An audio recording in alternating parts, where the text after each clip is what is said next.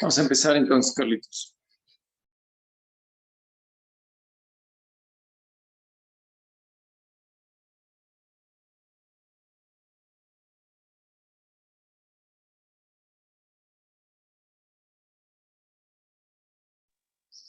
Ya empezamos, por favor.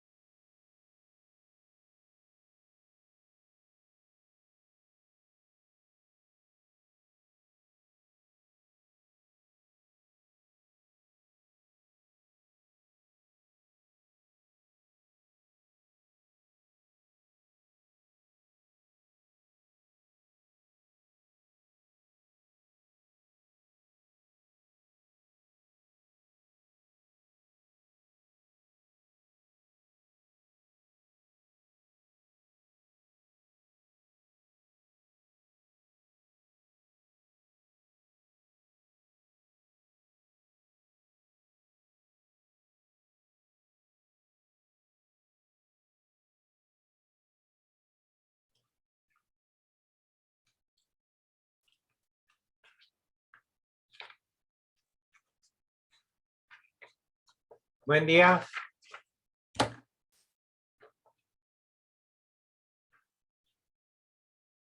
Buenas noches, Doc. Ya empieza, Carlitos. Perdón, creo que tenía el micrófono apagado. Perdón. Solo que sea por eso. Diría Muy bien. Vamos a empezar el tema. Vamos a hablar acerca de sepsis y choque séptico. Son dos temas de suma importancia dentro de nuestro medio. Y generalmente también lo vamos a ver dentro de nuestra población geriátrica. Vamos a hacer algunas aportaciones acerca de lo que observamos dentro de esto de nuestros pacientes. Comenzando, pues la definición de sepsis es una disfunción orgánica secundaria que atenta contra la vida, secundaria a la respuesta inflamatoria por infección. Ha habido múltiples revisiones de esta definición desde 1991, en la cual se incluyeron los datos clínicos del síndrome de respuesta inflamatoria sistémica para poder definir sepsis y hacer el diagnóstico.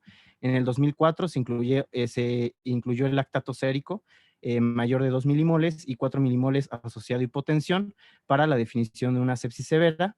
Y en el 2016, la definición, o bueno, en la tercera revisión, que es sepsis 3, ya únicamente se tiene sepsis y choque séptico. Se eliminó el concepto de sepsis severa en el 2016.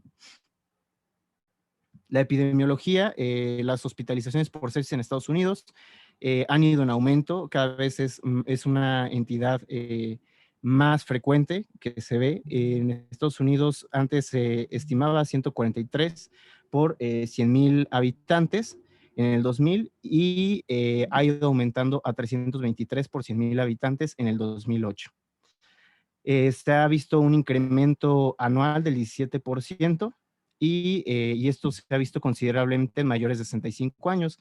Esto también derivado al comportamiento demográfico de la población. La incidencia de sepsis en pacientes mayores de 65 años incrementó 20.4% más rápido que en pacientes menores de 65 años. Es el principal diagnóstico de ingreso a las unidades de cuidados intensivos en pacientes geriátricos, y el 64% de adultos mayores ingresados a la terapia intensiva cumplen los criterios para sepsis. Bueno, vamos con una pregunta.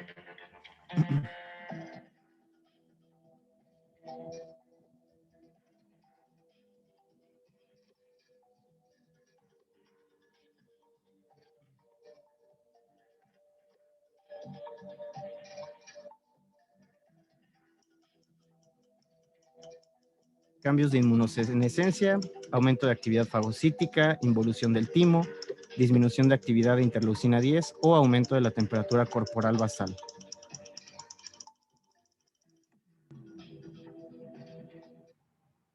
Bueno, vamos a ver si...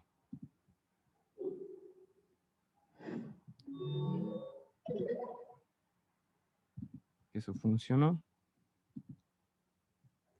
Ok, bueno, aquí la respuesta correcta era involución del timo. Ahorita vamos a ver cuáles son los cambios relacionados a inmunosenescencia. Dentro de la inmunosenescencia, que es el envejecimiento del sistema inmune, dentro de los primeros cambios que vamos a tener es a partir de los 60 años vamos a tener una involución del timo. De los 60 a los 70 años se va a mantener de manera casi intacta el funcionamiento del timo, que es el reclutamiento y entrenamiento de los linfocitos T para formación de los linfocitos maduros. Se va a ver también una reducción de la producción de las citocinas a partir de dicha edad por la disminución de la capacitación de los linfocitos T. Se va a ver afectado principalmente el sistema inmune adaptativo que depende de los linfocitos, disminución de la actividad de los linfocitos natural killer, disminución de la producción de las principales interleucinas proinflamatorias, que son el factor necrosis tumoral alfa e interleucina 6, y un aumento de la interleucina 10, que es una interleucina contrarreguladora. Asimismo, vamos a tener una disminución de la sensibilidad hipotalámica ante la respuesta inflamatoria y por estos cambios hipotalámicos y respuesta ante el factor de necrosis tumoral, interleucina 1, interleucina 6, vamos a tener una reducción de 0.6 a 0.8 grados centígrados de la temperatura basal en el adulto mayor.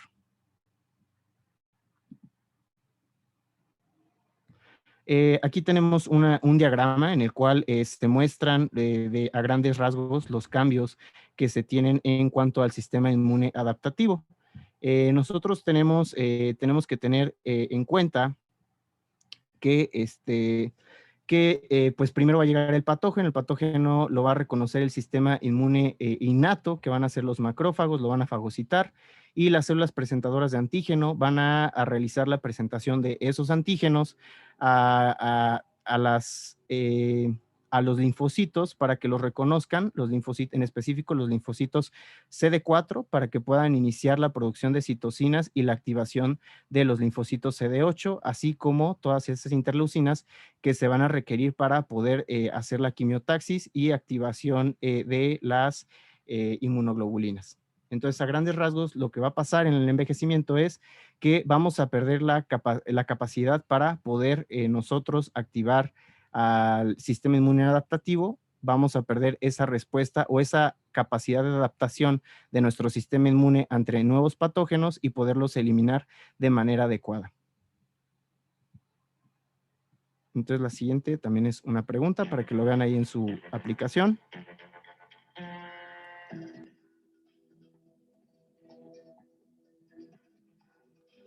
¿Cuál es un cambio no esperado con el envejecimiento? Aumento de agua corporal total, aumento de tejido graso, aumento de volumen de distribución de fármacos lipofílicos o sarcopenia.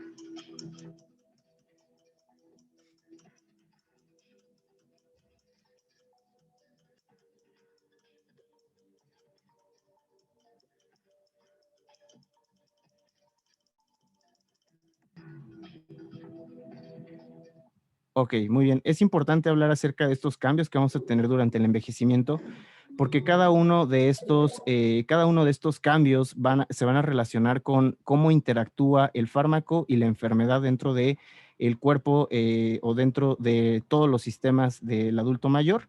Entonces, la respuesta correcta aquí, pues no esperamos un aumento del agua corporal total. De hecho, se espera una disminución del agua corporal total de un 10 a un 15%.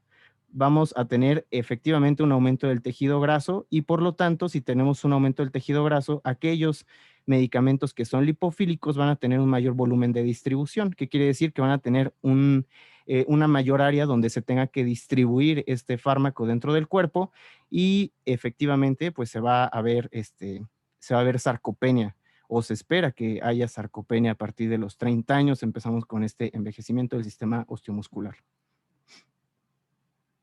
Entonces, ya hablamos acerca de esos cambios, pero también hay que tomar en cuenta algunos gastrointestinales que tienen mucho que ver con los fármacos que nosotros vamos a estar administrando por vía oral y que eso nos va a disminuir o tenemos que considerar para nosotros poder determinar una vía de administración de medicamento. Dentro de estos cambios son el lentecimiento del vaciamiento gástrico y un aumento del pH, disminución de absorción del medicamento dentro del intestino delgado. La disminución de albúmina, hay que recordar que muchos de los fármacos van a estar unidos a albúmina, entonces vamos a aumentar la cantidad de medicamento libre, pues porque no hay un aporte adecuado de albúmina o no hay una existencia de albúmina, a una disminución de la actividad del citocromo P450 y una disminución de la tasa de filtrado glomerular.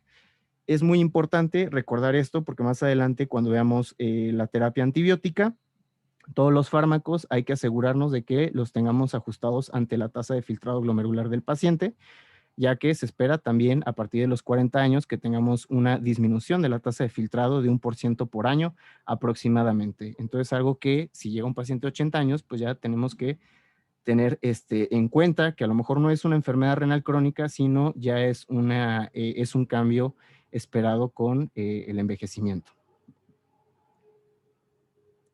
Y bueno, la sepsis en el adulto mayor. En el adulto mayor está especialmente en riesgo, tiene factores de riesgo en mayor cantidad que un adulto joven. Entre ellos, los principales factores que tiene es obviamente la edad, las comorbilidades, las complicaciones derivadas de las comorbilidades y la presencia de fragilidad. Es una situación muy importante, ya que pues pacientes que pueden tener la misma edad, pero no va a ser el mismo pronóstico de un paciente frágil a un paciente robusto, y todo esto también tiene que ver con la interacción que tiene con su medio ambiente. Todo esto lo va a llevar a que sea más sencillo o que sea más frecuente la presencia de disfunciones orgánicas, que es algo que siempre tenemos que valorar en la sepsis, la disfunción de cualquiera de los órganos. Uno que se nos pasa muy frecuentemente es el hematológico, no hay que olvidarlo, y desde aquí hago hincapié de que siempre hay que estar revisando esa disfunción hematológica, ¿no? Y pues vamos a tener algunos cambios que son esperados y que a lo mejor nos pueden enmascarar incluso la clínica típica de la sepsis. Vamos a tener algunos pacientes que ya pueden tener alguna alteración en el estado mental previo, que hayan tenido eventos vasculares previos o que tengan algún estado de demencia, y que la sepsis se presente como un delirium.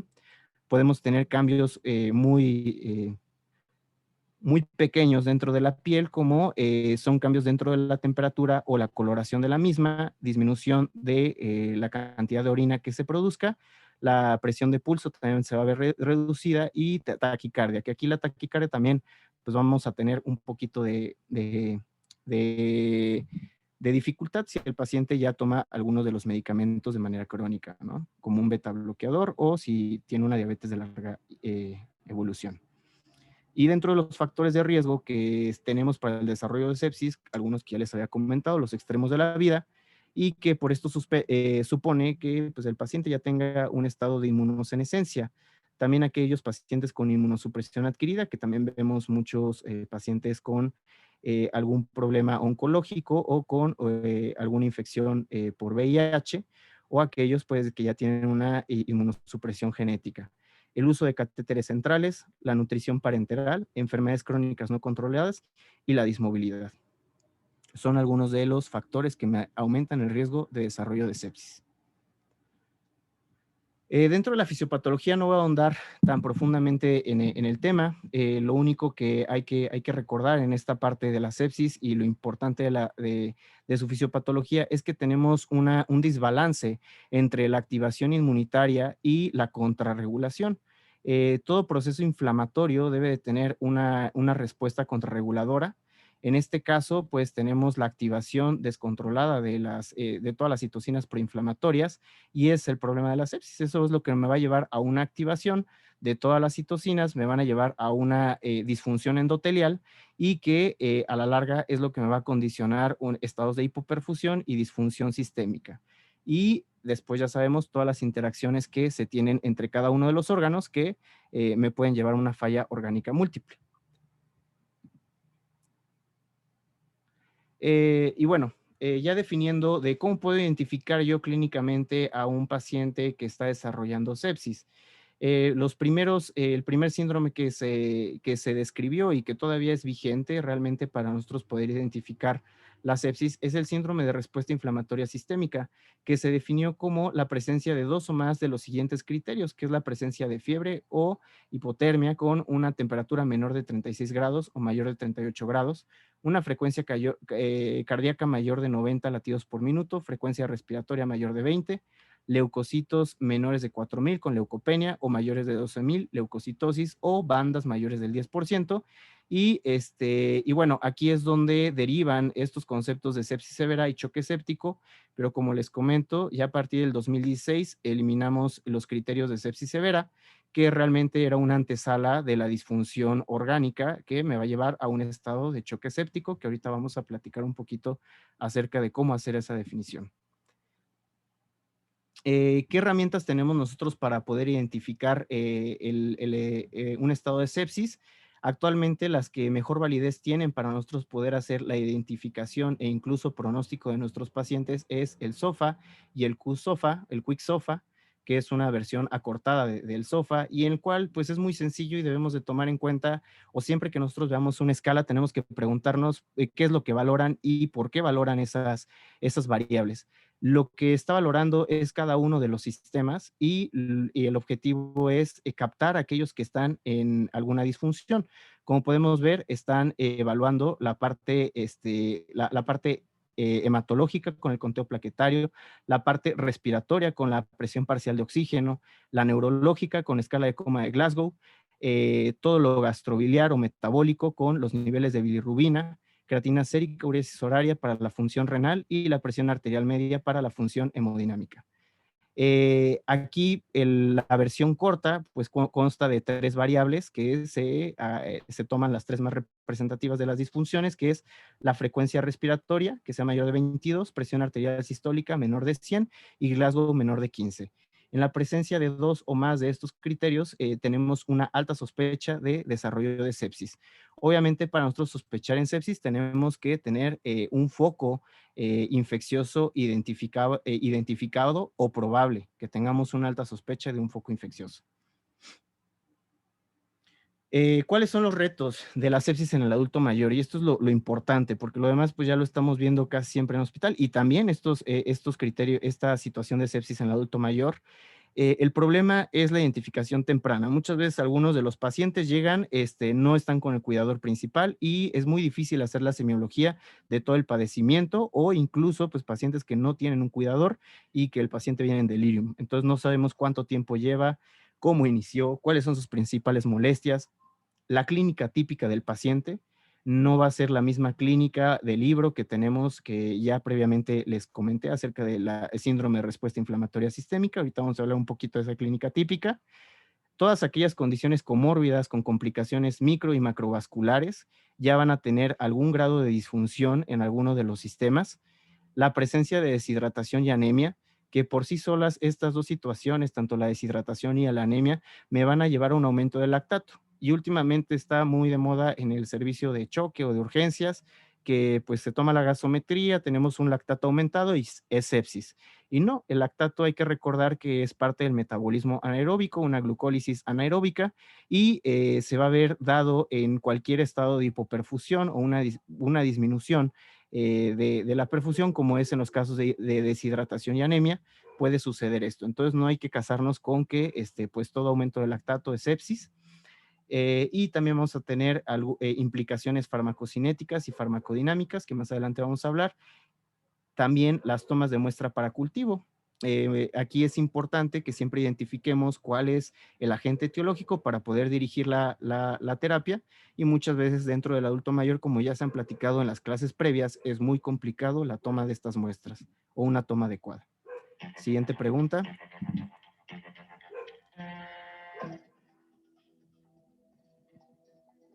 De acuerdo a la ITSA, ¿cuáles son los criterios de fiebre en adulto mayor? Temperatura oral mayor de 37.8, incremento de 1.1 grado centígrado con respecto a la temperatura basal, temperaturas orales seriadas mayores de 37.5 o todas las anteriores.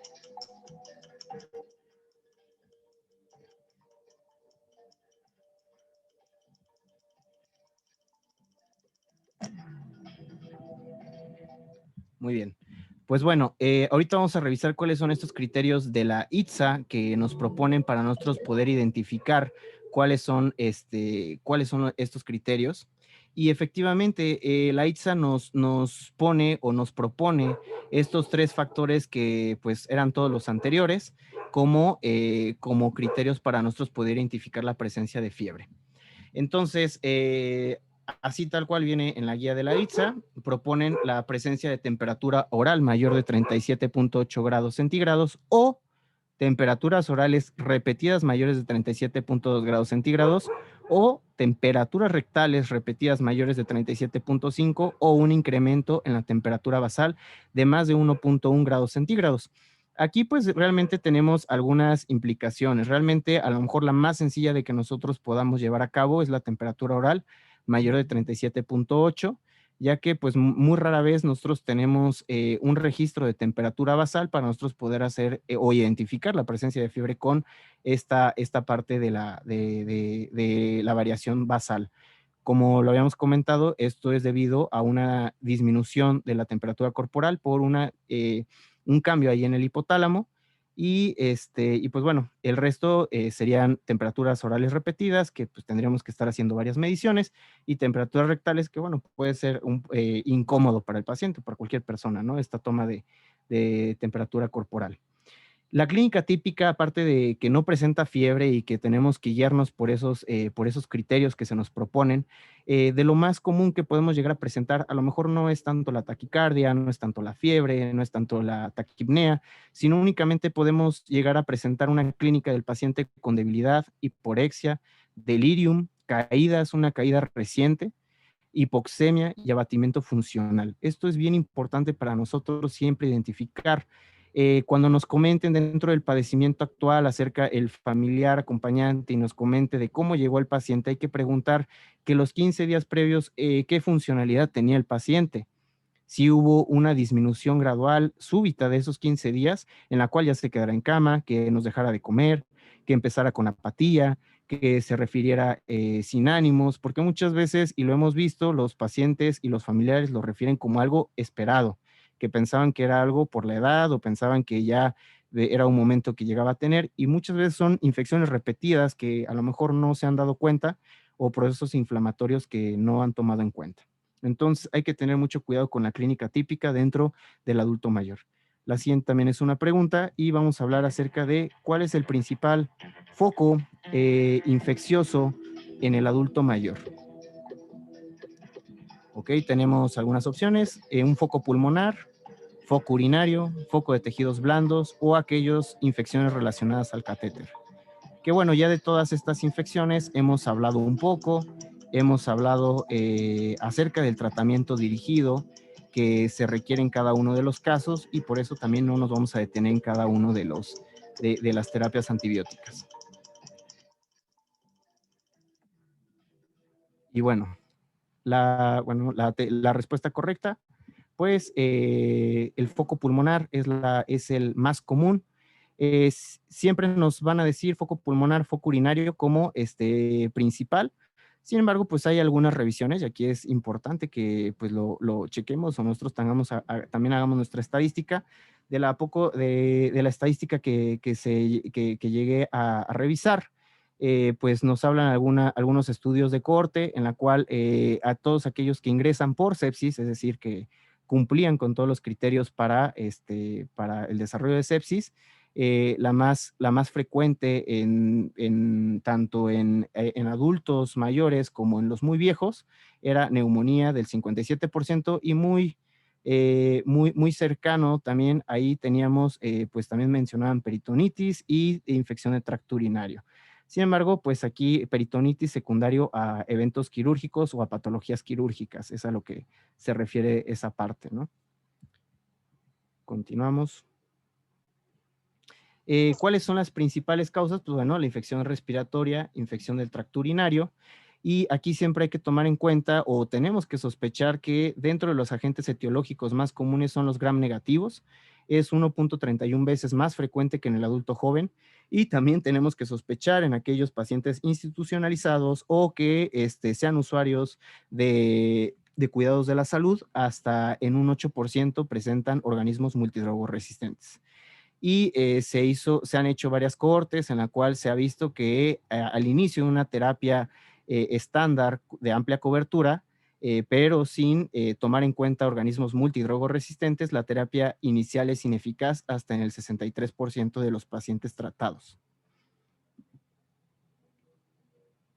Aquí tenemos una tabla de etiología. Creo que, bueno, esto no me voy a detener tanto.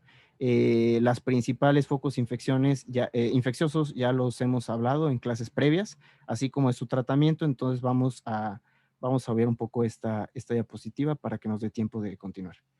Ok, a continuación, pues es una pregunta, es parte del contenido, entre comillas, cultural. Y digo entre comillas porque es un poco más para conocernos, ¿sale? Entonces es adivinar, pues, o que me digan, pues, a qué película pertenece esa captura.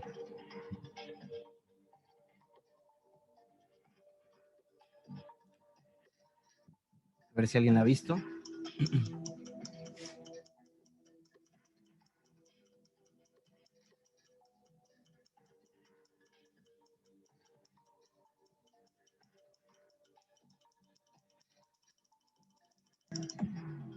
Ok, bueno, pues esta película es la película Seven. Si tienen la oportunidad de verla, pues no se las quiero spoilear. Está en Netflix, me parece todavía está en Netflix para que la revisen. Está muy padre, es una de mis películas favoritas. Entonces, si quieren saber por qué es favorita, pues vayan a echarle un ojo, ¿no? ¿Cuáles son las claves del tratamiento dentro de la sepsis? Lo más importante que nos mencionan en todas partes es el inicio temprano de la terapia empírica dirigida, la fluidoterapia, el control de la fuente de infección, el control y manejo hemodinámico y la identificación y tratamiento de refractariedad del tratamiento inicial. Siguiente también es una pregunta. ¿Cuál es el tiempo recomendado para el inicio de la terapia antimicrobiana en paciente con choque séptico? Tenemos varias opciones: dentro de las primeras 24 horas, dentro de la primera hora, dentro de las primeras 3 horas o simplemente no hay un tiempo recomendado. Dentro de las diferentes guías, la principal que tenemos es la Surviving Sepsis, en la cual pues a partir de ahí se han basado todos los demás estudios y pues todos concuerdan con una recomendación que hace el Surviving Sepsis, que el antibiótico se debe de aplicar dentro de la primera hora. ¿Ok? Esa es la recomendación que se tiene dentro de la primera hora y que bueno, todos la tuvieron bien, entonces todos tenemos muy en claro que pues se tiene que hacer inmediatamente, que a lo mejor es algo que no nos corresponde o que no nos toca muy frecuentemente, generalmente les toca en el área de choque, pero también en piso llegamos a tener pacientes que desarrollan sepsis y choque séptico pues dentro de su hospitalización. Efectivamente se debe iniciar dentro de la primera hora. Por cada hora de retraso de que nosotros iniciemos la terapia antimicrobiana, y esto quiere decir que se administre de manera efectiva, y esto es algo que hay que tener bien claro. Siempre en estos casos nosotros tenemos que insistir con enfermería de que se realice la acción de manera urgente. Realmente es una urgencia que se administre el antibiótico y que se administren los líquidos dentro de esta reanimación inicial, porque muchas veces pues nos dicen es que no es urgencia y les acomoda más administrarla dentro de 2 horas para poderla circular y que se lleve un horario que se apegue un poquito más con el orden que ellos llevan, pero aquí sí hay que insistir, hay que decir que si es una urgencia, por cada hora de retraso aumenta 7% la mortalidad. Tenemos que, de preferencia, antes de que se administre el antibiótico, se debe tomar cultivos, pero que sean cultivos dirigidos. Generalmente, cuando es el paciente que va ingresando, con la semiología y con la exploración física, debemos de hacer nuestra toma de cultivos. Ya en piso, en un paciente oncológico, inmunodeprimido, bueno, tenemos protocolos de la fiebre. Entonces, la toma de los cultivos no debe de retrasar la administración del antibiótico. Entonces sí se deben de tomar se prefiere que se tomen antes de la administración del antibiótico, pero si no tenemos el laboratorio de microbiología como suele ser, pues hay que iniciar el antibiótico. sí es más, es fácil o es probable que al día siguiente, si ya pasan 12 horas o más de 12 horas, pues tengamos una, se limpie, ¿no? Tengamos una muestra estéril a la administración del antibiótico de amplio espectro que siempre tiene que cubrir agentes etiológicos posibles. Siempre de preferencia se debe dar cobertura para gram negativos y Staphylococcus aureus meticilino resistente para todos aquellos que tienen factores de riesgo, como antes ya lo habíamos platicado, pacientes institucionalizados, que sean usuarios de hemodiálisis, que tengan algún catéter a permanencia, que hayan estado hospitalizados dentro de los últimos 90 días, que hayan recibido tratamiento farmacológico también dentro de ese periodo.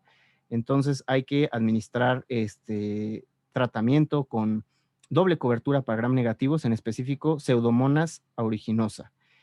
Así también en aquellos que presentan una infección hospitalaria se debe dar la doble cobertura. Ejemplo, en pacientes con la neumonía asociada a la ventilación, doble antipseudomónico más la cobertura para meticinos resistentes. Y se tiene que tomar en cuenta la posibilidad de antifúngicos en todos aquellos que están con nutrición parenteral total, que presentaron perforación de víscera hueca o que tienen algún estado de inmunocompromiso y que tengamos alguna sospecha de que pueda ser por una infección fúngica. Siguiente pregunta. Vamos a hablar un poquito de farmacología para hacer una revisión. Concepto de farmacología que estudia los efectos bioquímicos o fisiológicos del fármaco sobre el organismo. Entonces tenemos farmacocinética, farmacodinamia, biodisponibilidad y efecto terapéutico. Son las probables respuestas.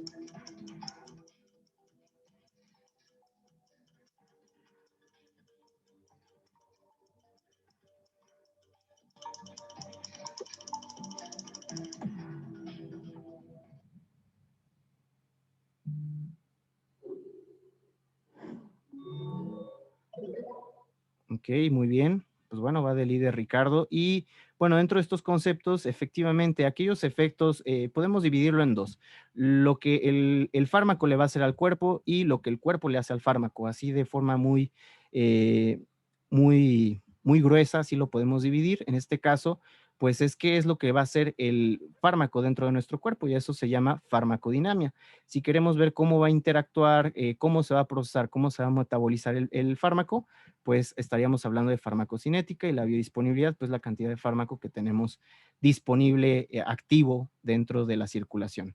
Entonces aquí quiero hablar de un tema que muy pocas veces lo tocamos y que tenemos que conocer, que son aquellos fármacos, aquellos antibióticos que son dependientes de tiempo y que son dependientes de dosis. ¿A qué va todo esto? Bueno, primero hay que entender que dentro de los dos principios, dentro de la farmacocinética y de la farmacodinamia, hay, si nosotros pudiéramos monitorizar la actividad del fármaco dentro del suero del paciente, nosotros podríamos valorar la concentración máxima que se alcanza del fármaco, es decir, qué concentración es la que pico que se alcanza al momento de la administración y cuál es el área bajo la curva. ¿Qué quiere decir? ¿Cuánto tiempo nosotros lo vamos a tener al paciente por arriba de una concentración mínima inhibitoria?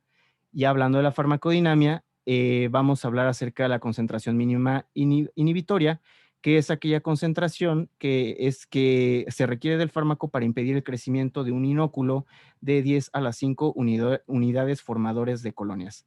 A lo mejor ahorita no está un poquito más claro, ahorita con unos gráficos lo vamos a dejar un poco más claro. Y bueno, acá tengo la gráfica. Entonces, ¿qué es lo que nosotros tenemos que valorar? Si pudiéramos nosotros hacer un estudio de todos los fármacos que nosotros administramos, tendríamos que estar observando estas variables. Vamos a tener algunos que, a ver, vamos a tener entonces, esta es la concentración máxima, que es la cantidad máxima que va a alcanzar el fármaco. Vamos a tener una concentración mínima inhibitoria, que es la cantidad o esa la concentración que debe de sobrepasar el fármaco dentro del suero para que pueda tener una actividad deseada sobre un microorganismo. Y vamos a tener entonces la cantidad el área bajo la curva, que quiere decir durante el tiempo, todo lo que está entre la concentración máxima y la concentración mínima inhibitoria es lo que vamos a estar tomando en cuenta. Teniendo estos principios, nosotros tenemos que saber que entonces debemos de tomar en cuenta el tiempo que nosotros tenemos sobre la concentración mínima inhibitoria durante todo el tiempo del día, cuánto tiempo nosotros tenemos el fármaco dentro de una concentración eficaz que esté inhibiendo al germen y cuántas veces, o sea, qué tan arriba está la concentración del fármaco sobre esta concentración mínima inhibitoria.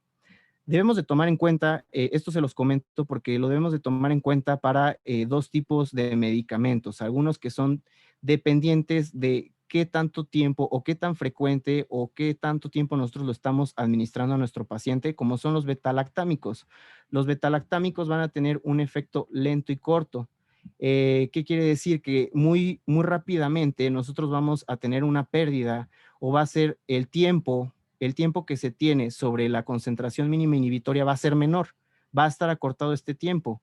Y resulta que los betalactámicos, por su forma de actuar, inhibiendo la pared celular, lo requerimos que esté más tiempo, o sea que lo requerimos gran parte del día que esté sobre la concentración mínima inhibitoria.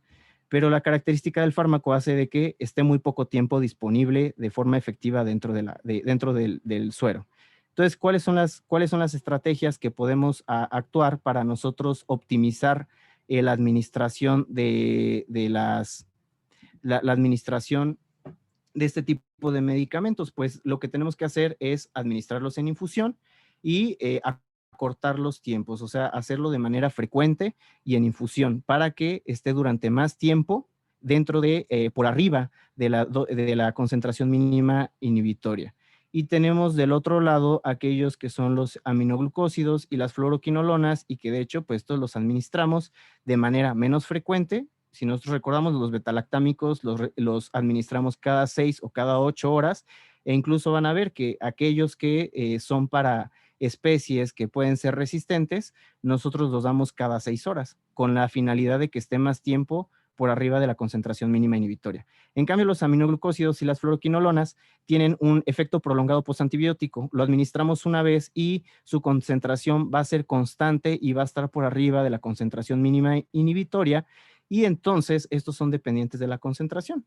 Estos pues se administran, no es necesario administrarlos en infusión, los podemos administrar una sola vez al día. Y esa es la característica. Entonces tenemos esta tabla en la cual podemos clasificar aquellos que son dependientes del tiempo y que nosotros tenemos que hacer el ajuste para que nosotros lo podamos tener el efecto deseado, y aquellos que son dependientes de concentración que tienen un prolongado efecto postantibiótico, como es los aminoglucósidos, las fluoroquinolonas, metronidazol, acitromicina y la daptomicina. Y tenemos algunos que tienen un comportamiento intermedio, que a lo mejor son los que nos pueden llegar a causar cierta confusión, pero bueno, quería hablar de este punto porque muchas veces nos queda la duda de por qué indicamos piperacilina, ejemplo, en infusión y la administramos cada 6 horas, y la vancomicina, pues a lo mejor no la necesitamos la levofloxacino lo administramos cada 24 horas y no lo ponemos en infusión. Entonces, es para que ustedes conozcan esa parte. Siguiente pregunta. ¿Cuál es la duración recomendada para el tratamiento farmacológico en sepsis?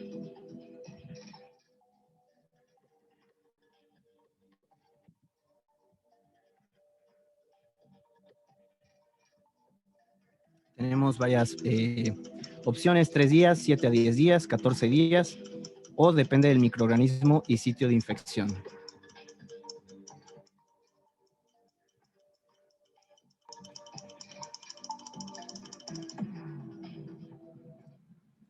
Pues bueno, aquí a lo mejor es un poco controvertida la respuesta. Vamos a ver si está muy dividida. Vamos a ver que efectivamente, bueno, aquí nos podría causar duda entre, pues depende del sitio de infección y del agente etiológico, porque pues no es lo mismo tratar una infección por Staph aureus meticilino resistente a una infección por E. coli, ¿no? O una infección por Klebsiella. No es lo mismo, en general pues nos recomiendan cursos antibióticos entre 7 a 10 días, es lo máximo que se recomienda, pero se debe de tener especial vigilancia en aquellas bacteremias que sean por Staph aureus o aquellas endocarditis o infecciones fúngicas, donde el curso del tratamiento o los empiemas, el curso del tratamiento antibiótico es más prolongado y va a depender de cada una de los escenarios clínicos. La idea es suspender de manera temprana y hacer un desescalonamiento razonado de los antibióticos para evitar las resistencias o las infecciones asociadas a Clostridium, como ya lo revisamos. Ajustar las sensibilidades de antibiogramas. Lo ideal es nosotros al tener un antibiograma y tener la sensibilidad del antibiótico es disminuir o desescalonar el antibiótico si es posible a un antibiótico con un espectro menos amplio y así evitar de que se pueda complicar el paciente. Y no únicamente decir, es que ya le inicié imipenem, entonces pues le continúo el imipenem y terminamos el imipenem, pero resulta que es sensible a ciprofloxacino, ejemplo, o a ceftazidima. Entonces, ahí podemos hacer el cambio a la ceftazidima y cumplir los días de antibiótico que le falta al paciente. Se habla acerca de una técnica que es la toma de PCR nasal para la búsqueda de Staph aureus meticilino resistente y de esta forma poder quitar o desescalonar la vancomicina y el Linezolid a algún otro fármaco que pues, nos cubra de forma adecuada el Staph aureus sensible a meticilina. Siguiente pregunta.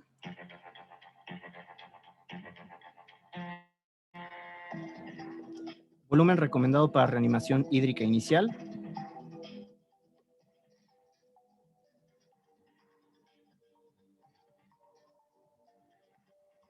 Tenemos pues algunas opciones, 30 mililitros por kilogramo en las primeras 24 horas, 15 mililitros dentro de la primera hora, 30 mililitros en las primeras 3 horas o 15 mililitros en las primeras 6 horas.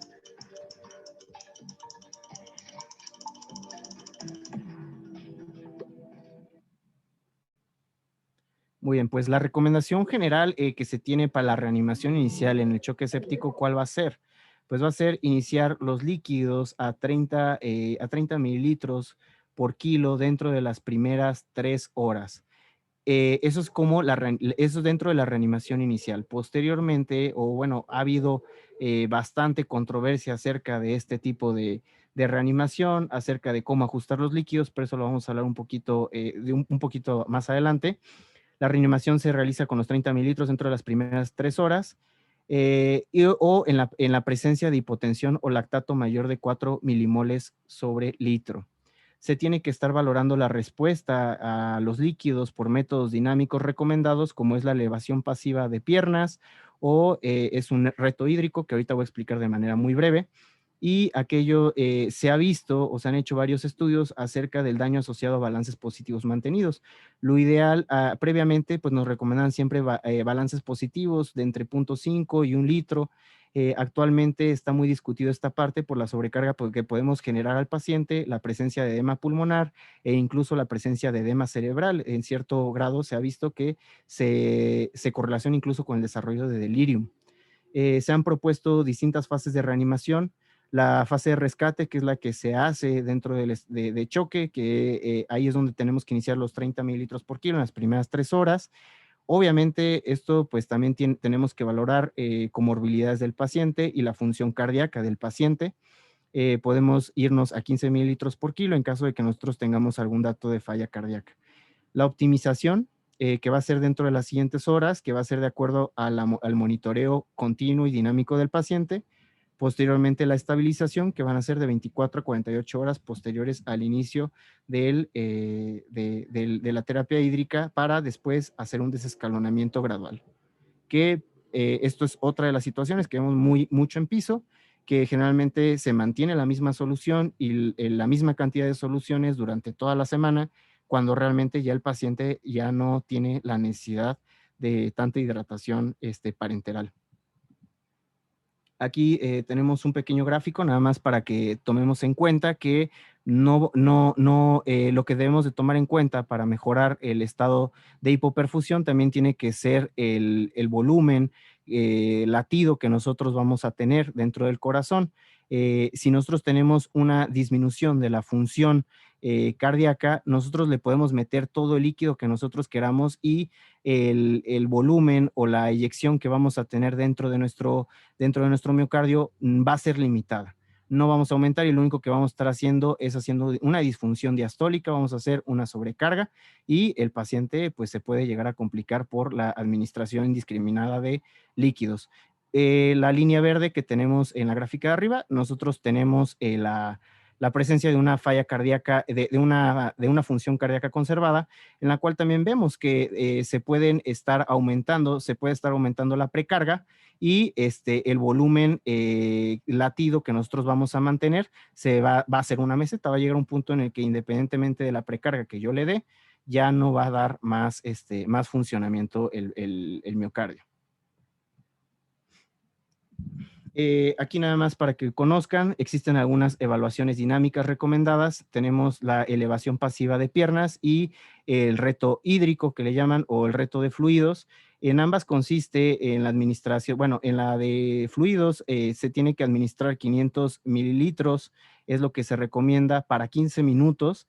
Y todo esto se tiene que medir obviamente a través de un rastreo, a través de ultrasonido, a través de un ecocardiograma, pues cuáles son las resistencias vasculares. Se puede hacer también por termodilución, se debe de calcular el índice cardíaco, las resistencias vasculares periféricas y la fracción de eyección del miocardio. Esto pues generalmente se hace en los servicios de choque.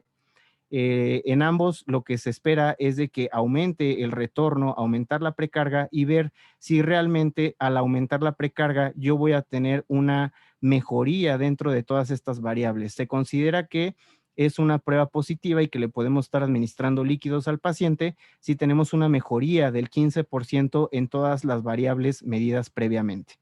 Entonces, es algo que es una área de oportunidad que ojalá más adelante podamos llegar a tener algún tipo de instrucción, a lo mejor en piso de medicina interna, para nosotros poder estar viendo cómo nosotros vamos administrando el líquido dentro de nuestros pacientes y evitar un daño inducido por fluidos.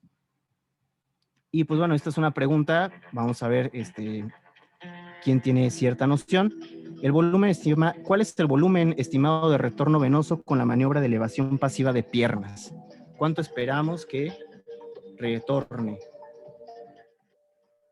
Y por ahí si pusieron atención, pues dije la respuesta, un poco. 50, 300, 800 o varía de acuerdo a la edad.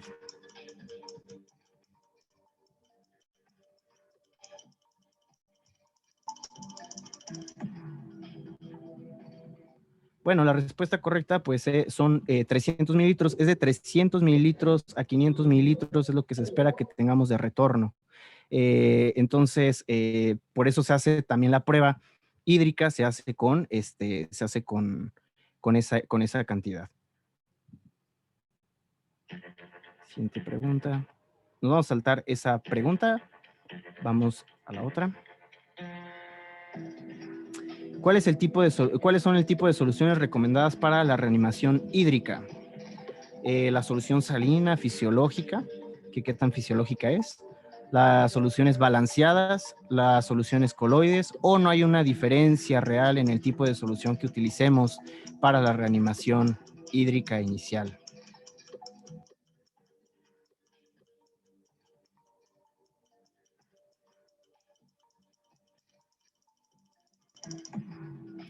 Bueno, la respuesta correcta, lo que se recomienda en todos los casos y las revisiones, pues son soluciones balanceadas. Por ahí pues ya tenemos alguna evidencia de alguna comparativa que se han hecho en estados de cetoacidosis, en las cuales no se ha visto cambios entre los resultados de uso de salina o uso de solución balanceada como Ringer lactato o como Plasma-Lyte o un poco la Hartmann, pero todavía toda la evidencia de las guías lo que nos recomiendan es el uso de soluciones balanceadas sobre solución fisiológica. ¿Y por qué?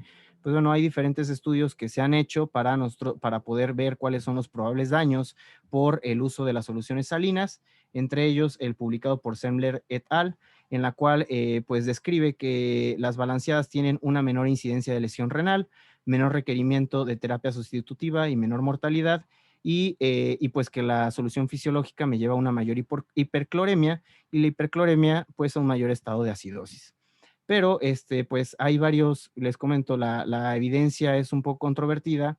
Este es un artículo del 2019 en la cual hacen un metaanálisis de toda la evidencia que se tiene entre las soluciones balanceadas contra las salina y al final concluyen, pues no existe una evidencia suficiente para poder desestimar de que o poder decir que la solución salina tiene un mayor riesgo su uso que el de una solución balanceada. Entonces, bueno, son áreas en las cuales vamos a ir viendo a lo mejor año con año que nos van cambiando la evidencia disponible. Nada más hablar un poquito, el lactato es algo que también como un biomarcador que se recomienda. Lo que sí se ha visto es una mayor mortalidad en aquellos pacientes que tienen un lactato mayor de 4 milimoles sobre litro. Esto se va a dar, el aumento del lactato se da por aumento de hipoxia, el estado hiperadrenérgico del estado de sepsis y presencia de falla hepática. Esto nos va a dar una evaluación indirecta de hipoperfusión de un órgano terminal y aquí hay varios protocolos en los cuales también se menciona el lavado de lactato, es decir, que si llego con un lactato de 4, estar haciendo un monitoreo continuo de la disminución del lactato, es algo que se llama aclaramiento o lavado de lactato, pero también hay evidencia que realmente no hay ningún beneficio de nosotros normar nuestra conducta terapéutica con este aclaramiento del lactato. Entonces, pues no es recomendado su realización. Siguiente pregunta. ¿Cuáles son los criterios de choque séptico? Excepto, o sea, todos son menos uno de estos. Una TA sistólica menor de 90, respuesta adecuada a fluidoterapia, presión arterial media menor de 65, presencia de disfunción orgánica a pesar de la reanimación hídrica. ¿Cuál es?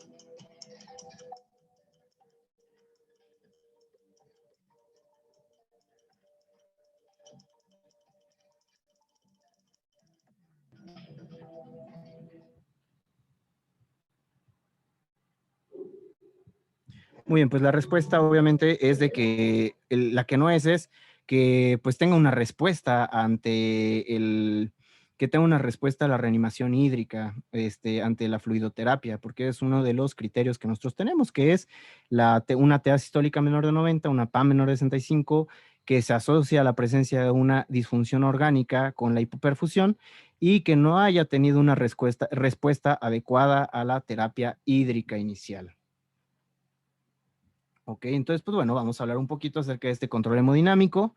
Pues el estado de sepsis por las citocinas proinflamatorias, les comenté, nos da una disfunción endotelial, vamos a tener una vasodilatación, va a haber una disminución de las resistencias vasculares periféricas y por eso nos va a dar un estado de choque y todo esto nos lleva a una disfunción orgánica. Las metas es mantener una presión arterial media de 65.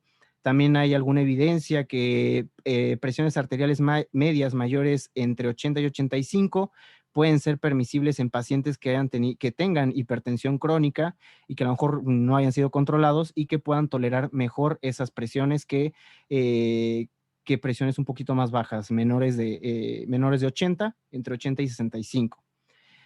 También hay que considerar que en todos aquellos pacientes que tienen una función sistólica reducida, nos tenemos que fijar las metas menores, o sea, con la PAM de 65 es más que suficiente. Y aquí la piedra angular del tratamiento es el mantenimiento con vasopresor e inotrópico. Y aquí tenemos que ver si es una disfunción de la circulación periférica, vamos a necesitar un vasopresor, lo que requiero es una vasoconstricción. Y si aparte se asocia con una disfunción del miocardio, tengo una lesión miocárdica o el paciente ya tiene una cardiopatía isquémica, ¿qué es lo que tengo que usar? Pues tengo que asociar un inotrópico, ¿no? Y vamos a ver que hay algunos vasopresores que tienen pues un efecto tanto vasopresor como inotrópico.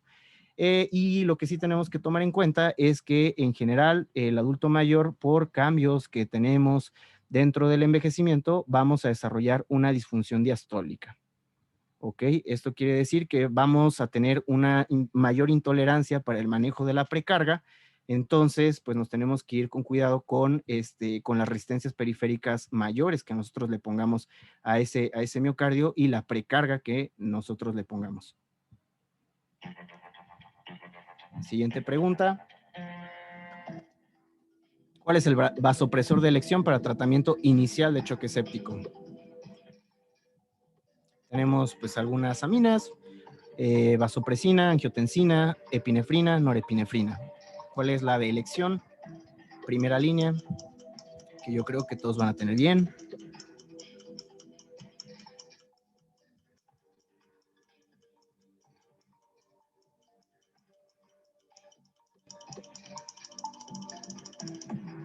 Ok, pues bueno, la respuesta correcta, norepinefrina.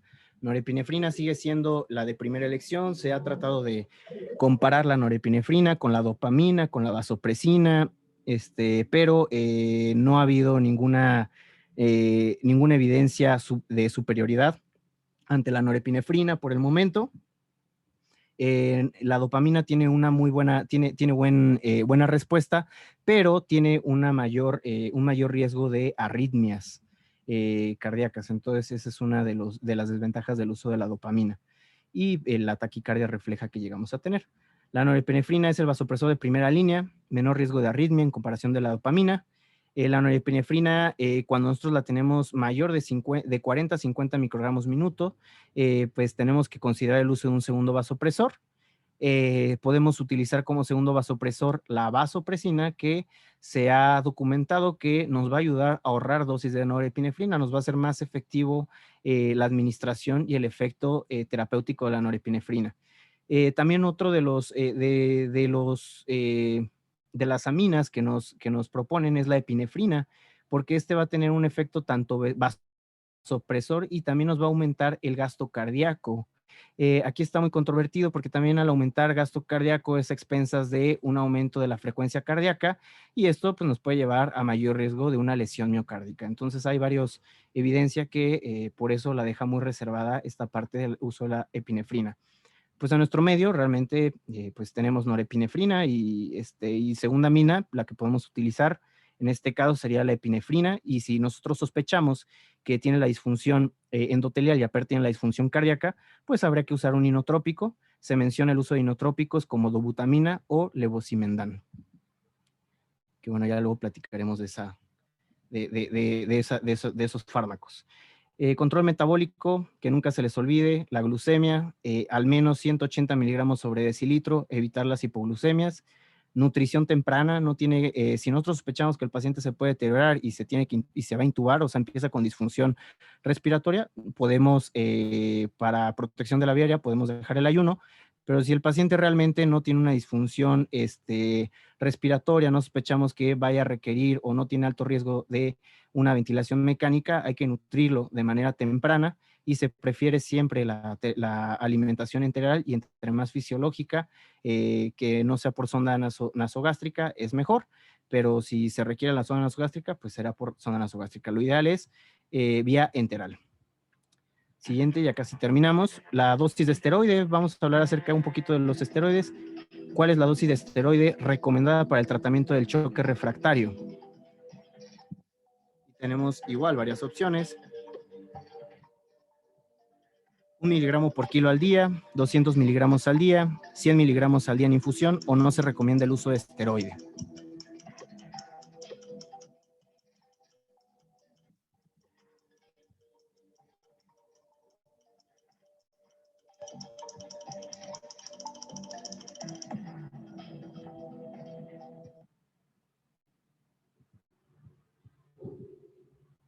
Ok, muy bien. Pues la respuesta, obviamente, 200 miligramos al día. Se puede utilizar los 200 miligramos en infusión o se puede dividir en 4 dosis, ¿no? 50 miligramos cada 6 horas. Cualquiera de los dos esquemas lo podemos utilizar y esto es para el choque refractario.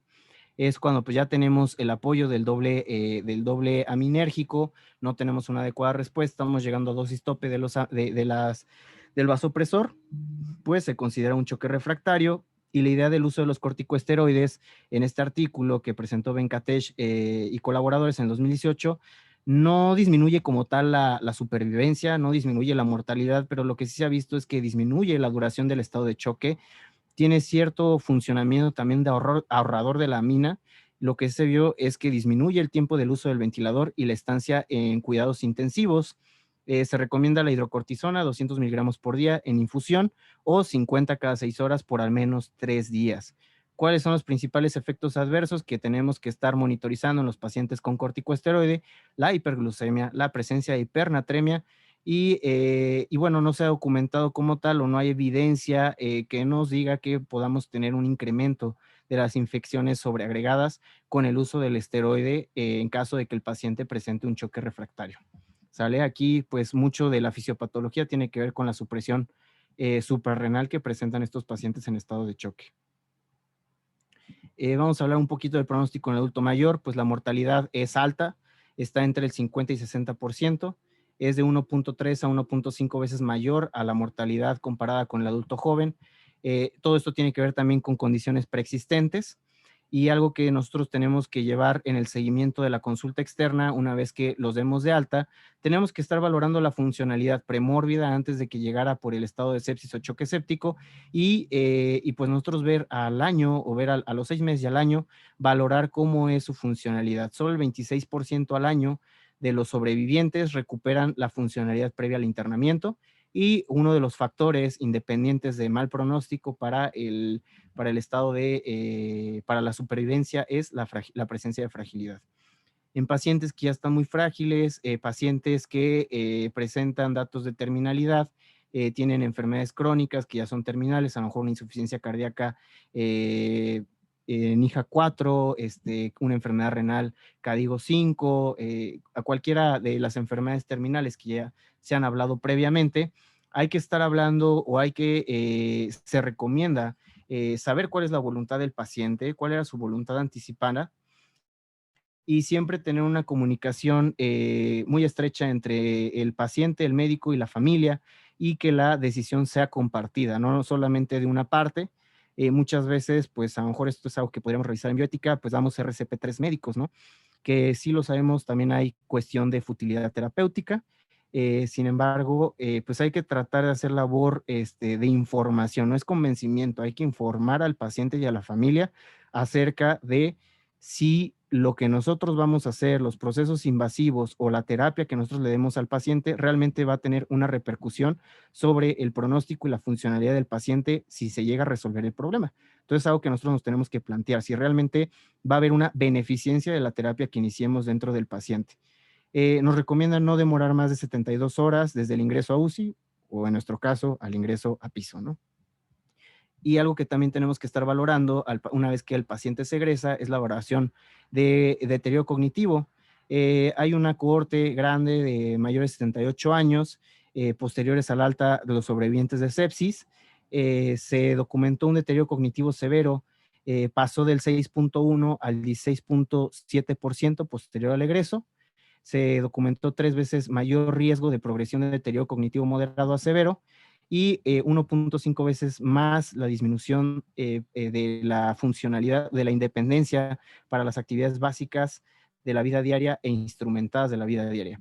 El 75% de los adultos mayores de seguimiento a 2 años prefieren morir acá en casa, pero lamentablemente de estos adultos mayores que sobreviven a una sepsis y que dijeron, pues yo quiero morir en mi casa, de ese 75%, el 66% termina muriendo en una institución.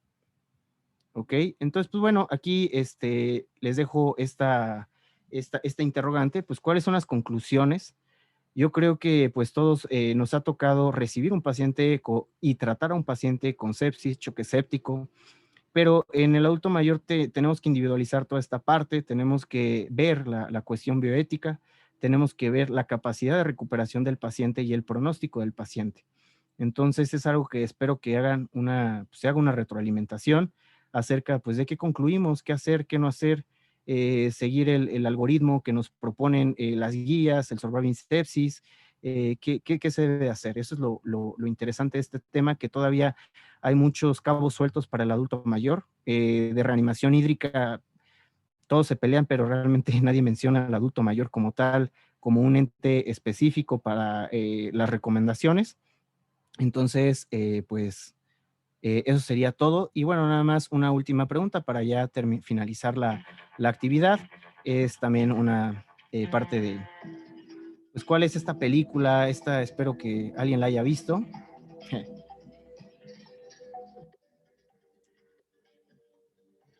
tenemos esas opciones: Memento, Pulp Fiction, Lo que callan los R's, o Identity, que también es muy recomendada, véanla. Esa no está ni en Netflix, ni en Amazon, ni HBO, pero yo se las puedo pasar por 50 pesos, ¿no? En USB. Pues bueno, es Identity la película, ¿sale? Entonces, pues bueno, sería todo. Bueno, vamos a ver quién ganó. Pues muy bien, Ricardo, felicidades. Ahí contáctame por WhatsApp. Ya les había comentado que había premio. Entonces, para hacerte llegar tu premio, ¿sale? Y listo, sería todo.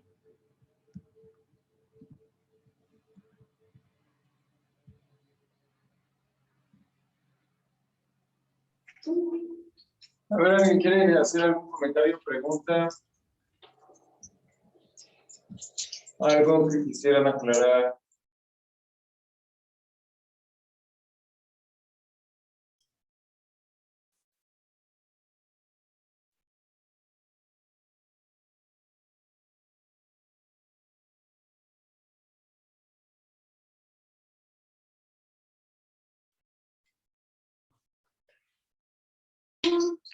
Parece que para variar no, ¿verdad? Nadie quiere hacer preguntas ni comentarios. Doctor Lascano, ¿quiere comentar algo?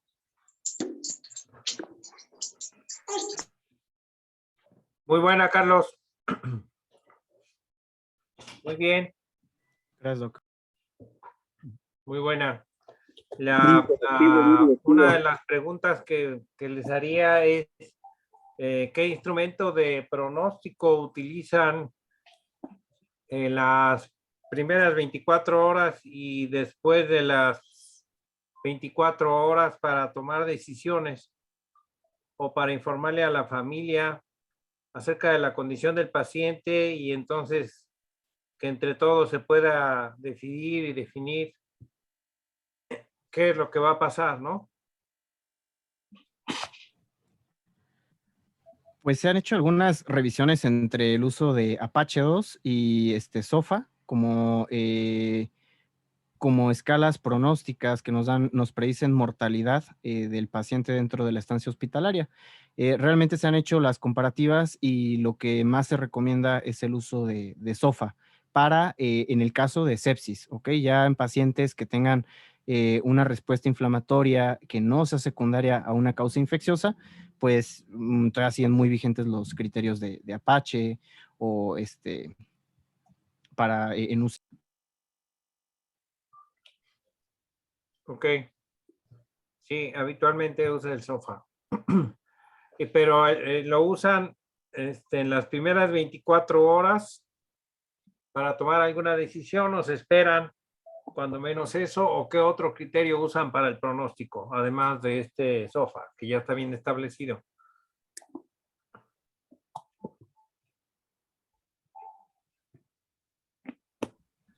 A ver, deja que contesten los otros.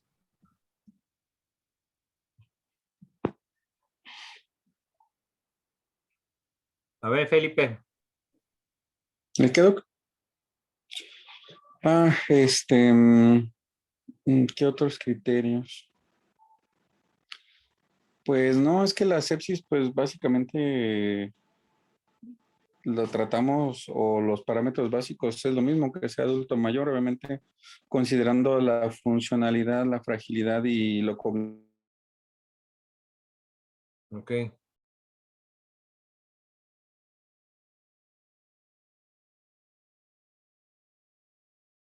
Entonces, en base al pronóstico, tú puedes definir si a través del sofá qué tan grave está, ¿no? ¿Qué pronóstico tiene de muerte? ¿Verdad? Sí, O sea, después de que pasan 24 horas, le vuelves a aplicar el sofá. claro, porque Digámoslo, es un ¿sí? paciente críticamente enfermo, pues cada 24 horas tenemos laboratorios nuevos, tenemos gasometría nueva, tenemos cambios clínicos o bioquímicos que nos van a ir modificando el pronóstico de acuerdo a la respuesta del paciente. Ok. Bien.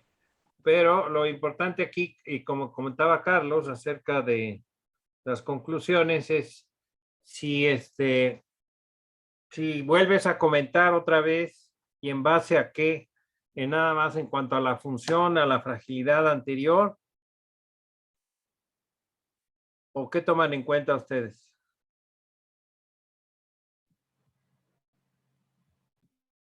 Dice Neftalí que la escala de multimorbilidad de Charlson o la escala de multimorbilidad geriátrica. Porque le sucede muy a menudo, ¿no? Que la familia lleva al paciente a pesar de que el paciente ha establecido y les ha comentado que no quiere que lo reanimen, ¿no? Entonces, bajo todas esas condiciones, generalmente, pues nosotros reanimamos a los pacientes a pesar de que ellos, inclusive a veces dejaron algo por escrito para no reanimarse, sobre todo en caso de sepsis, ¿no? Que es una de las causas más frecuentes de mortalidad. Por eso les preguntaba, si tú le comentas a la familia, aplicas la escala de SOFA y le comentas a la familia que su paciente tiene un pronóstico de mortalidad mayor del 60%, entonces ya puedes ir preparando, digamos, en todo caso, o la terapia agresiva o algún otro tipo de tratamiento dentro de las primeras 24 horas. No sé si ustedes lo hacen así la mayoría de las veces, por eso lo preguntaba. Ahora sí, dime, Carlos. No, es igual algo que comenta Neftalí. No, realmente no hay como una directriz, o sea, que nos diga, por ejemplo, un Charlson, a partir de cuánto nosotros lo podemos clasificar, o podemos tomar cierta decisión terapéutica, pero sí le podemos ya con esa sobrevida estimada previo al estado mórbido con el cual llega el paciente, pues hacerlos conscientes de que, pues a lo mejor ya la sobrevida a 10 años del paciente, pues era muy limitada. O sea, que incluso, pues a lo mejor son complicaciones derivadas de los comórbidos. Ejemplo, pacientes con deterioro cognitivo que pues ya tienen una demencia avanzada, que ya es grave y que tiene una lesión por presión y llegó por un choque séptico, pues bueno, se administra el antibiótico, se debe de hacer, pero a lo mejor situaciones más avanzadas como la ventilación mecánica o como llevar a tope el apoyo minérgico, pues únicamente le va a suponer de más complicaciones que aumentarle sobrevida, ¿no? Únicamente lo único que vamos a hacer es estar restando este pronóstico funcional al paciente. Si ya no teníamos un buen pronóstico funcional, pues vamos a empeorar el pronóstico. En general, pues así lo manejamos dentro de acá en el hospital, se platica con los familiares, se les comenta pues cuál es el beneficio real de una reanimación cardíaca, de una intubación, si realmente va a mejorar el pronóstico y funcionalidad y esperanza de vida del paciente, ¿no? O simplemente le va a agregar o le va a ir restando funcionalidad y calidad de vida. Ok. Bien, muy bien. Sí, Jessy. Acerca de, sobre todo los vasopresores, de las aminas, o sea, todos están de acuerdo que pues la norepinefrina es de primera elección, pero ciertos pacientes, por ejemplo, que requirieran algún segundo vasopresor, ¿cuál sería el de elección? ¿Sería la vasopresina o la epinefrina? ¿O como qué sería lo recomendado? Porque, bueno, a mí me quedó mucho que ahorita que estuve rotando en urgencias, había un paciente que le iniciaron triple apoyo de aminas y terminó en amputación bilateral de las piernas por la misma vasoconstricción. Entonces, ¿cuál sería como la combinación como menos dañina? O sea, obviamente va como separado. El paciente venía de la privada, entonces no fueron ellos los que lo dejaron negro. Pero, ¿cuál sería como lo más recomendado? ¿O qué tan recomendado es cambiar a alguna otra amina si no está funcionando? Pues se tiene que individualizar el manejo. Como les comentaba, si nosotros suponemos que el paciente aparte está haciendo una falla cardíaca, tiene datos de una lesión miocárdica y se hace a lo mejor algún rastreo o un taller gasométrico o termodilución y observamos que tiene un índice cardíaco bajo, pues obviamente también tenemos que dar un apoyo inotrópico. A lo mejor tenemos que dar el apoyo con el vasopresor que va a actuar a nivel periférico pero también le tenemos que ayudar a la bomba a aumentar la contractibilidad. En este caso, pues tenemos disponible dentro del hospital la dobutamina y en algún tiempo pues teníamos levosimendan. De hecho, ahorita hay algunos protocolos o hay algunos ensayos clínicos en los cuales se utiliza el levosimendan, incluso para la falla cardíaca descompensada y en choque séptico, y se utiliza. También hay algunos protocolos que incluso nosotros lo hemos visto, que el paciente lo tenemos con la norepinefrina y lo tenemos con una taquicardia persistente, tiene 110, 120, o se le agregó a lo mejor la epinefrina, y esta taquicardia lo único que supone es aumentar el riesgo de un infarto agudo del miocardio, ¿no? Por la disminución del aporte de oxígeno al mismo. Y ya hay algunos protocolos en los cuales se están utilizando incluso beta bloqueadores para tratar de reducir la contractibilidad, la frecuencia cardíaca, aumentar el tiempo en el que el paciente está en diástole para mejorar la oxigenación del miocardio y de esta forma reducir el riesgo que pueda tener el paciente de un evento adverso. Eso es lo que ahorita hay disponible, ¿no? Incluso entonces a veces dirían, oye, le estás dando un beta bloqueador y le estás dando una amina, ¿cómo es posible eso, no? Pero bueno, son beta bloqueadores cardioselectivos, los cuales se dan con el efecto, con la finalidad de disminuir el cronotropismo para tratar de que, pues, disminuir la lesión cardíaca. Entonces, se tiene que individualizar al paciente, realmente se tiene que individualizar y para poder tomar una decisión, ¿no? Y muchas veces aquí también lo que se recomienda es, pues, y esto hay que tener cuidado, por ejemplo, la dobutamina. Muchas veces decimos, bueno, puede que traiga la falla cardíaca y sepsis y le inician únicamente dobutamina. La dobutamina tiene un efecto vasodilatador periférico y entonces el paciente se nos puede chocar todavía más. O sea, sí, de hecho, es un inotrópico vasodilatador, la dobutamina, ¿no? Pero si está en un estado de sepsis, pues le tenemos que ayudar con un vasoconstrictor, que en este caso sería la norepinefrina. Entonces, pues es interesante el ejercicio que se debe de hacer con las aminas. No es una receta de cocina realmente. Entonces hay que individualizar y pues estar viendo la evidencia que vayamos teniendo, ¿no? Y lo que tengamos disponible en el hospital también.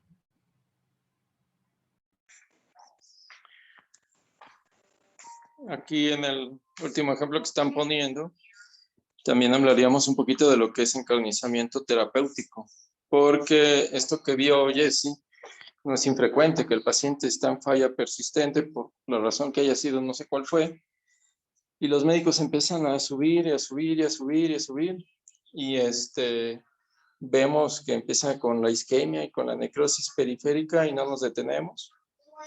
Aquí es muy oportuno también lo que mencionaron, tratando de identificar el pronóstico con alguna estrategia para poder seguir tomando decisiones y tratar de concientizar a la familia. Porque eso que mencionan también va a ser algo regularmente frecuente, que el paciente pues realmente no tiene opciones por la razón que sea. No se puede hacer mayor intervención, por ejemplo, intervención quirúrgica en un paciente con una necrosis mesentérica, que le están poniendo ya las aminas y no responde. Y el cirujano dice es que en la misma inducción de anestesia se va a morir.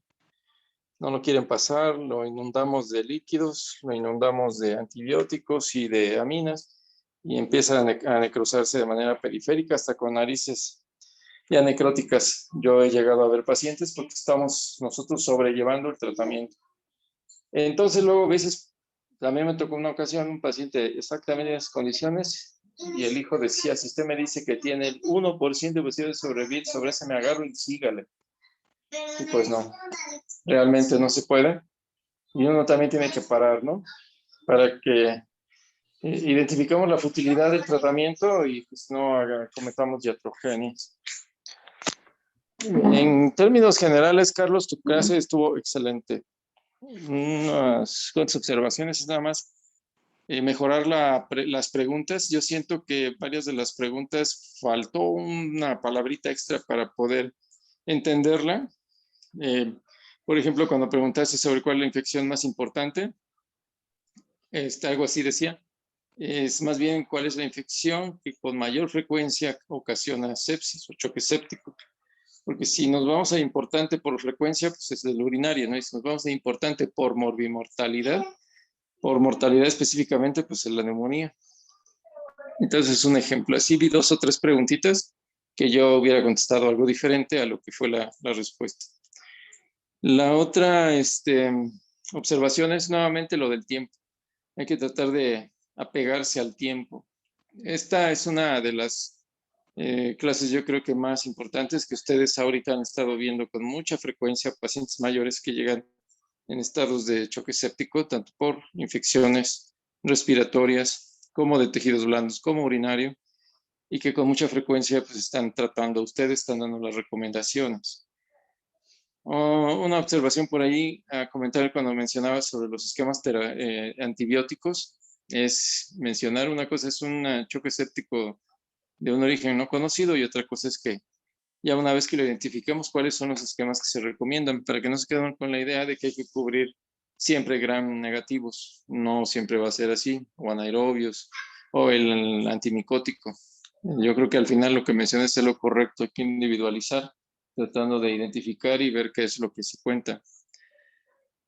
Entendiendo que nosotros estamos muy malas condiciones, ¿verdad? Pero afuera pues sí tenemos todo lo que pueda uno escoger. ¿Sale? Entonces, no se queden ahorita con esto. Yo creo que cada uno tiene que ir a revisar pues, paso a pasito todo lo que nos platicó Carlos. Está muy bien en general la presentación, nada más con algunas pequeñas observaciones, pero el ejercicio incluso se me hizo muy interesante de tus preguntas. Ajá, porque nos mantuvo la atención más que las películas. Sí me las supe, pero no se valía que te las dijera, ¿no? Pero estuvo bien la estrategia para tratar de mantenernos a todos al pendiente. ¿Sale? Entonces, muchas gracias a todos y nos vemos mañana. Gracias, Doc. Buenas noches a todos. Gracias. Bye. Chávez. Bye.